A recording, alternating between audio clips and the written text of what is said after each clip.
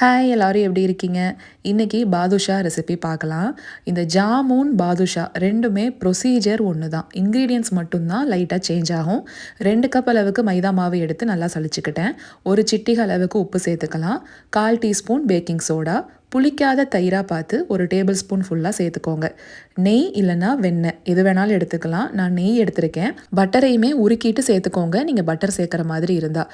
இப்போ விரலால் ஃபஸ்ட்டு எல்லாத்தையும் ஒன்றா கலந்து விட்டுட்டு தண்ணி கொஞ்சம் கொஞ்சமாக சேர்த்து தான் பிசையணும். இதுவுமே சப்பாத்தி மாவு மாதிரி அழுத்தி அழுத்தியெல்லாம் பிசையக்கூடாதுங்க. லைட்டாக தான் பிசையணும். அது கண்டிப்பாக ஒன்றா கலந்து வந்துடும். 1/4 கப் தண்ணி மீந்து போயிருக்கு இங்கேயுமே. இன்னொன்று, நெய்யோ வெண்ணெயோ நீங்கள் உருக்கி சேர்க்குறீங்கன்னா சூடாக இல்லாமல் பார்த்துக்கோங்க. அந்த சூட்டோடு நீங்கள் மாவில் கலந்தீங்கன்னா அங்கங்கே அது வெந்து குட்டி குட்டியாக லம்ஸ் மாதிரி ஃபார்ம் ஆயிரும். அதையும் பார்த்துக்கோங்க. எண்ணெயோ நெய்யோ இந்த மாதிரி கையில் தடவிட்டு உருண்டை பிடிச்சிக்கணும். ஜாமுனுக்கு நம்ம பண்ணுவோம் பார்த்தீங்களா, அதே மாதிரி தான். லைட்டாக ப்ரெஷர் கொடுத்து உருண்டையாக பிடிச்சிட்டு கட்டை விரலால் நல்லாவே அழுத்தி விட்டுறலாம்.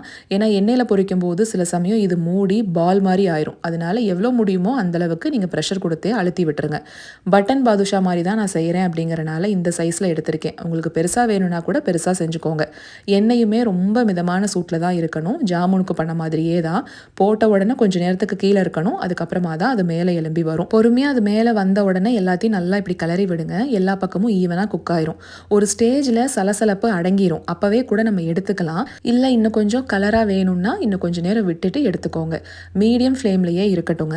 பாதுஷா பொறுத்த வரைக்கும் நம்ம சிரப்லேயே ஊறி வைக்க போகிறது கிடையாது. போட்டோன்னே எடுக்க போகிறோம். அதனால கிராக்ஸ் எல்லாம் இருந்தால் தான் சிரப்பை நல்லா உறிஞ்சிட்டு நம்ம வெளியில் எடுக்கும்போது கரெக்டாக இருக்கும். அதனால கிராக் இருக்கே அப்படின்லாம் நீங்கள் நினைக்க வேண்டாம். குலாப் ஜாமுன்லாம் போட்டு வச்சுருந்தா அதே சிரப் தான். அதெல்லாத்தையும் எடுத்து ஒரு கண்டெய்னரில் போட்டு வச்சுருக்கேன். அதை லைட்டாக சூடு பண்ணி சூடாக இருக்க பாதுஷாவை உள்ளே போட்டாச்சு. கொஞ்ச நேரத்திலேயே பாருங்கள், அந்த சிரப் எல்லாத்தையும் உறிஞ்சிட்டு நல்லா சாஃப்டாக கிடச்சிரும். அதை வெளியில் எடுத்துடலாம். இன்னைக்கு நான் எடுத்த அளவுக்குன்னு பார்த்தீங்கன்னா 1/2 கப் சர்க்கரை, 1/2 கப் தண்ணி சேர்த்து ஏலக்காய் பொடி, குங்குமப்பூவெல்லாம் போட்டு கொதிக்க வச்சு பிசு பிசுன்னு இருக்க ஸ்டேஜில் ஆஃப் பண்ணிக்கோங்க. இந்த அளவுக்கு கரெக்டாக இருக்கும் உங்களுக்கு. ஏன்னா பாதுஷாவை நம்ம போட்டுட்டு வெளியில் தான் எடுக்க போகிறோம். இப்படியே கூட சர்வ் பண்ணிக்கலாம். இல்லைன்னா நான் கொஞ்சமாக பிஸ்தாவை கொஞ்சம் லைட்டாக குறகுறப்பாக அரைச்சி மேலே தூவி இருந்தேன். இதுவுமே ரொம்ப நல்லா இருந்தது. பசங்களுக்கும் ரொம்ப பிடிக்கும். அட்வான்ஸ் தீபாவளி வாழ்த்துக்கள்ங்க. நம்ம நாளைக்கு ஒரு ஷார்ட்ஸில் பார்க்கலாங்களா?